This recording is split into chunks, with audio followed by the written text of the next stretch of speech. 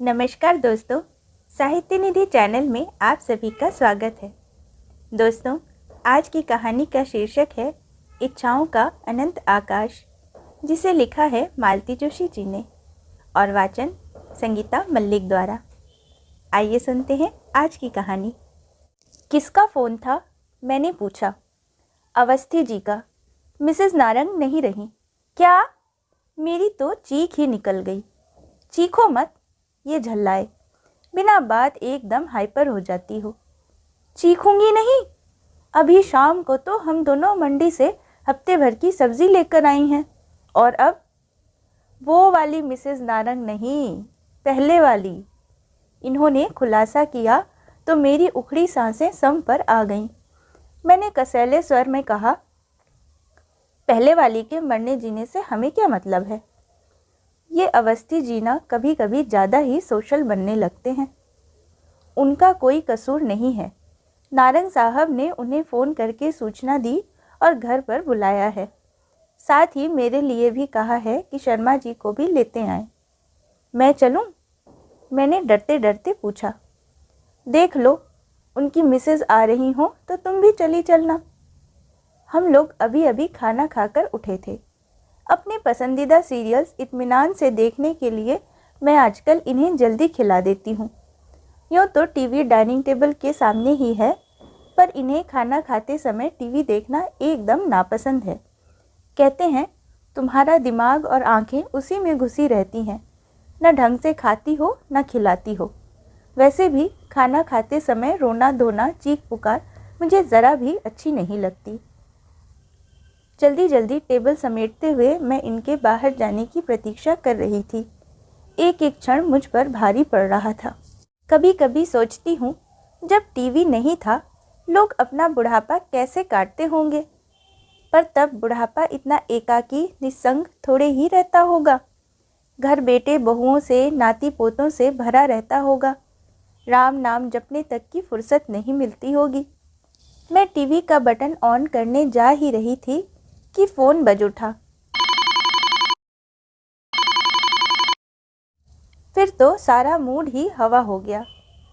साड़ी बदल लूं? मैं पूछने को हुई, पर फिर चुप लगा गई। शादी को इतने साल हो गए हैं, पर अब तक मैं ये अंदाज़ा नहीं लगा पाती हूँ कि ये कब किस बात पर उखड़ जाएंगे।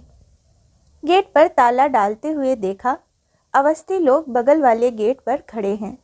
शायद हमारी ही प्रतीक्षा कर रहे थे। ठीक तो है, ऐसे मौक़ों पर अकेले जाने की हिम्मत नहीं पड़ती। कोई साथ हो तो अच्छा रहता है, नहीं तो असमंजस और भी ज़्यादा बढ़ जाता है। जिस औरत को कभी देखा नहीं, जाना नहीं, उसी के पुरसे में जाना पड़ रहा है। गेट पार कर हम बरामदे में पहुँचे। डरते डरते बेल का बटन दबाया। नारंग साहब शायद इंतज़ार ही कर रहे थे। दरवाज़ा फ़ौरन खुल गया और हमें भीतर लिवा ले गए। भीतर अजब नज़ारा था। 3-4 लोग बैठे थे, पर सन्नाटा पसरा हुआ था। नारंग साहब ने समय ज़ाया नहीं किया। उस स्तब्धता को भंग करते हुए परिचय की औपचारिकताएं पूरी की। 2 उनके साले थे, एक साड़ू भाई और बुजुर्ग से सज्जन मामा ससुर थे। फिर हम लोगों की ओर मुखातिब होते हुए बोले, ये लोग मेरे पड़ोसी ही नहीं, परम मित्र भी हैं। मैं चाहता हूँ आप अपनी बात इनके सामने ही कहें। मैं अपना जवाब भी इन लोगों के सामने ही देना चाहूँगा। पहले तो वे लोग एक दूसरे का मुंह ताकते रहे। फिर एक ने, शायद साले ने, गला साफ किया और कहना शुरू किया, पिछली रात शिकागो में मेरी दीदी का स्वर्गवास हो गया। कैंसर से पीड़ित थी। सौभाग्य से दोनों भांजे विनीत सुमित अंतिम समय में उनके पास ही थे। मृत्यु की सूचना देते हुए विनीत ने मुझे बताया कि दीदी की इच्छा थी कि उनकी अर्थी इसी घर से उठे, सुहागन के पूरे साज श्रृंगार के साथ उठे। कुछ क्षण कमरे में घोर निस्तब्धता छाई रही। फिर साड़ू भाई ने कमान संभाली। हम लोग इसीलिए भाई साहब से रिक्वेस्ट करने आए हैं। आप लोगों के बीच जो कुछ हुआ वह अच्छा नहीं हुआ, हम मानते हैं, पर इस समय वह सब कुछ भुला देना ही श्रेयकर है। मरने वाले की इच्छा का मान रखना पड़ता है। फांसी की सज़ा पाने वाले से भी उसकी अंतिम इच्छा पूछी जाती है और वह पूरी की जाती है। इसलिए अगर दीदी की इच्छा थी कि उनकी विदाई इस घर से हो तो आप एक बात भूल रहे हैं जनाब, नारंग साहब ने सूखे लहजे में कहा। इस घर से उनकी विदाई 16 साल पहले ही हो चुकी है और वह भी उनकी इच्छा का मान रखते हुए ही की गई थी। वह घर से विदाई थी, अब वे दुनिया से विदा हो रही हैं। दोनों बातों में फ़र्क है। फिर बच्चे चाहते हैं कि माँ की अंतिम इच्छा पूरी हो, साले साहब बोले। ये बात बच्चे मुझसे भी तो कह सकते थे। इतने सालों के अंतराल के बाद उनकी हिम्मत नहीं पड़ी होगी। हिम्मत कैसे पड़ेगी? 16 सालों में एक बार भी फ़ोन नहीं किया। मेरे ही पैसों पर पलते रहे, पढ़ते रहे, पर कभी अपना रिज़ल्ट बताने तक की जहमत नहीं उठाई। विदेश जाने से पहले मिलना ज़रूरी नहीं समझा। यहाँ तक कि उनकी शादी की खबर भी मुझे औरों से मिली। इसके बाद वे मुझसे बात करने की हिम्मत कैसे जुटा सकते हैं? मुझे तो खुशी है कि वे इतने बेगैरत नहीं हैं। जीजा जी, प्लीज़ अब ये सब भूल जाइए, यही ना, ये मेरे दोनों परम मित्र यहाँ बैठे हैं। मैं इन्हीं से पूछना चाहूँगा, ईमानदारी से अपनी राय दीजिएगा। जो औरत बरसों पहले लड़ झगड़ कर अपने बच्चे लेकर यहाँ से चली गई थी, उसे मरने के बाद ही सही दोबारा इस घर में आने का क्या अधिकार है?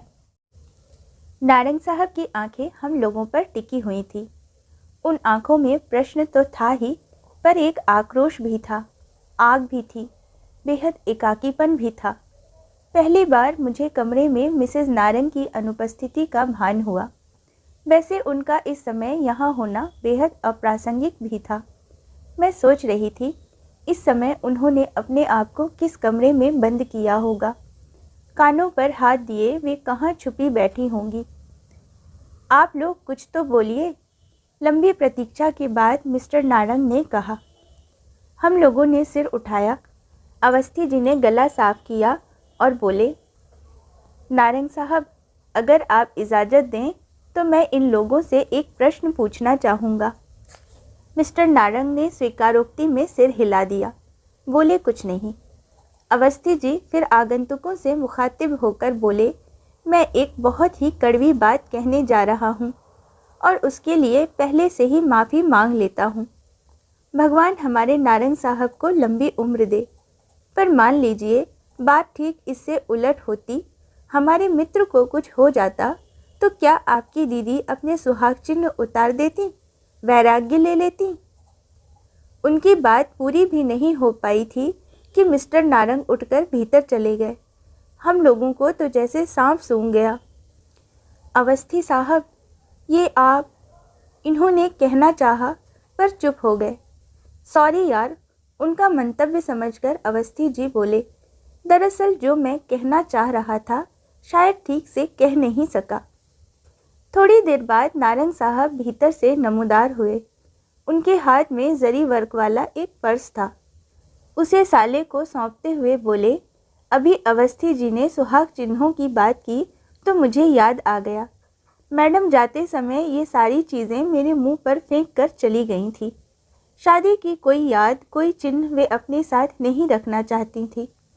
अब मरने के बाद उन्हें सुहागन बनने का शौक़ चराया है तो ये रख लो, अपनी बहन का मन भरकर श्रृंगार करना। पर जीजा जी, दीदी की इच्छा इस घर से विदा होने की थी। तो क्या तुम्हारी दीदी की ही इच्छा सर्वोपरि है? मेरी इच्छाओं का कोई मोल नहीं? क्या मृत्यु उसे सारे आरोपों से बरी कर देगी? वे अनगिनत पल जो मैंने अकेले गुजारे हैं, उनका हिसाब कौन देगा? दो बेटों के होते हुए भी मैं निसंतान बुढ़ापा काट रहा हूँ। ये जवाबदेही किसकी है?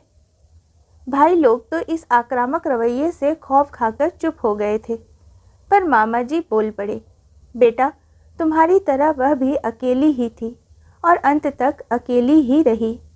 नहीं, वह कतई अकेली नहीं थी। नारंग साहब ने एक एक शब्द पर जोर देते हुए कहा, वह कतई अकेली नहीं थी। उसके बेटे उसके साथ थे और अंत तक थे, और अगर आपका इशारा मेरे दूसरे विवाह पर है तो जान लीजिए अकेलापन भी कभी कभी बर्दाश्त से बाहर हो जाता है।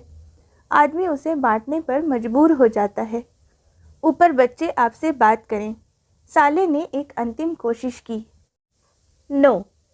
उनका यह नो इतना स्पष्ट, इतना निर्णायक था कि उन लोगों ने फिर कोई बात नहीं की। चुपचाप सब उठ गए। शिष्टाचारवश हम लोग भी खड़े हो गए, पर उन्हें दरवाजे तक छोड़ने कोई नहीं गया, नारंग साहब भी नहीं। उनकी गाड़ी जब तक गेट पार करके चली नहीं गई तब तक हम लोग वैसे ही खड़े रहे, मौन, अविचल, जैसे किसी शोक सभा में श्रद्धांजलि दे रहे हों। सॉरी, नारंग साहब ने दोनों मित्रों के कंधे पर हाथ रखते हुए कहा। सॉरी, आपको इतनी रात कष्ट दिया, पर उन लोगों को अकेले झेलने की हिम्मत मुझ में नहीं थी। सॉरी क्यों कह रहे हैं? यह तो आपका अधिकार है। आप जब चाहे निसंकोच हमें बुला भेजें। हम लोग हमेशा आपके साथ हैं। अच्छा चलें, टेक केयर। और हम लोगों ने भारी मन से अपने घर की राह ली। रात भर नींद नहीं आई। वह अनदेखी अनजानी औरत बार बार रूप बदलकर सपनों में आती रही। समझ में नहीं आ रहा था कि जिस घर को वह बरसों पहले छोड़ गई थी उसके प्रति इतना मोह क्यों। जिस पति के लिए मन में इतना तिरस्कार था उसके नाम से फिर मांग भरने की जिद क्यों।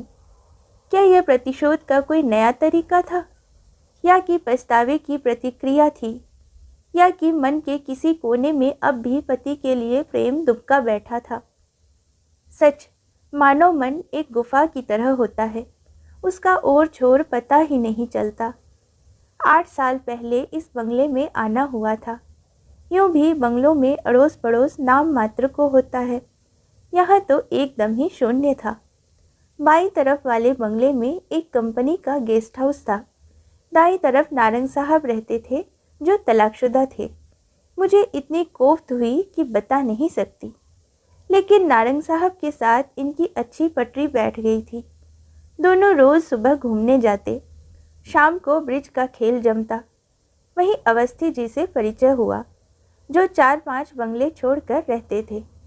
जब पुरुष वर्ग अपने खेल में मग्न होता, मिसेस अवस्थी अपनी बोरियत दूर करने मेरे पास आ जाती। हम लोगों में अच्छा बहनापा हो गया। फिर एक दिन सुना कि नारंग साहब शादी कर रहे हैं। तर्क वितर्क की जैसे बाढ़ सी आ गई। किसी ने कहा इसी औरत के कारण पहली वाली छोड़कर चली गई। लेकिन फिर 10 साल बर्बाद करने की क्या ज़रूरत थी? तलाक के बाद तुरंत शादी कर सकते थे।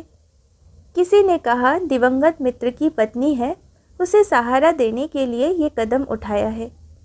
किसी ने कहा ऑफिस के सहकर्मी है।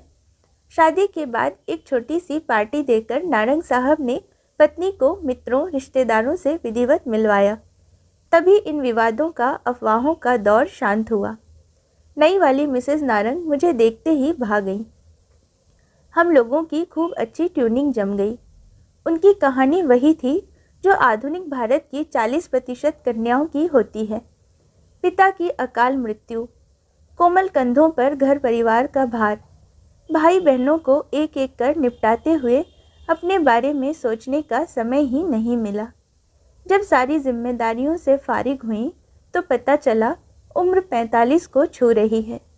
जब भाई बहनों ने पहल की, ब्यूरो में नाम लिखवाया, अखबारों में विज्ञापन दिया, जांच पड़ताल के बाद नारंग साहब का नाम फाइनल हुआ और वे मेरा पड़ोस गुलजार करने आ गईं।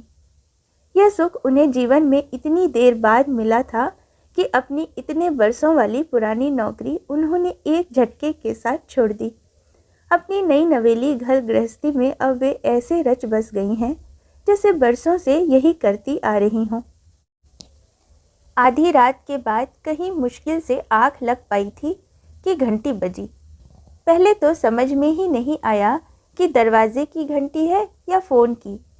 फिर पता चला कि इनके मोबाइल की रिंग है।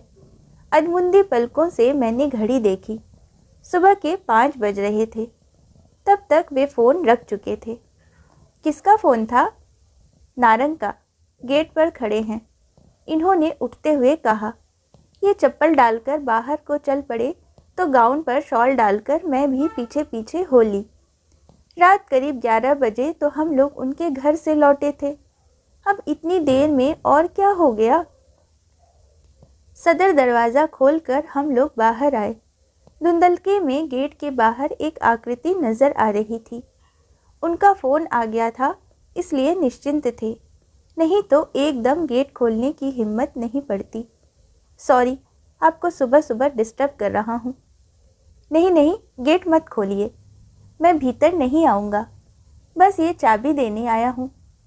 चाबी किस लिए? बच्चे माँ को लेकर आ रहे हैं, शायद 9-10 बजे तक यहाँ पहुँचेंगे। पर आपने तो कल मना कर दिया था ना? हाँ, पर आधी रात के बाद मुंबई से बच्चों का फ़ोन आया। बरसों बाद उनकी आवाज़ सुनी थी। बरसों बाद उन्होंने मुझसे कुछ मांगा था, मना नहीं कर सका। क्षण भर को वे चुप हो गए, शायद उनका गला भर आया था। पर तुरंत ही उन्होंने अपने को संभाल लिया और कहा, हम लोग 15-20 दिनों के लिए बाहर जा रहे हैं।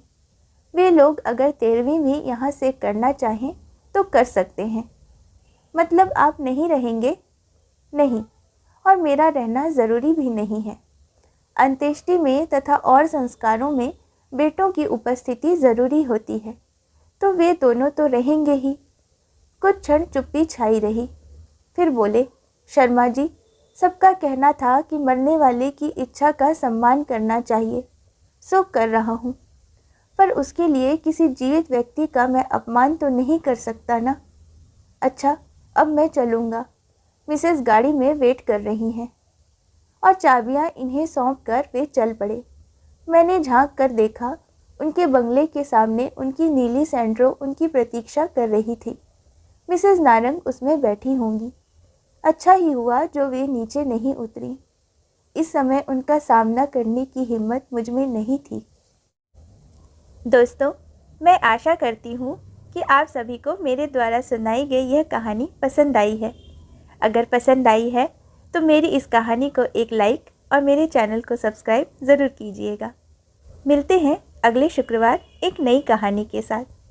कहानी सुनने के लिए धन्यवाद।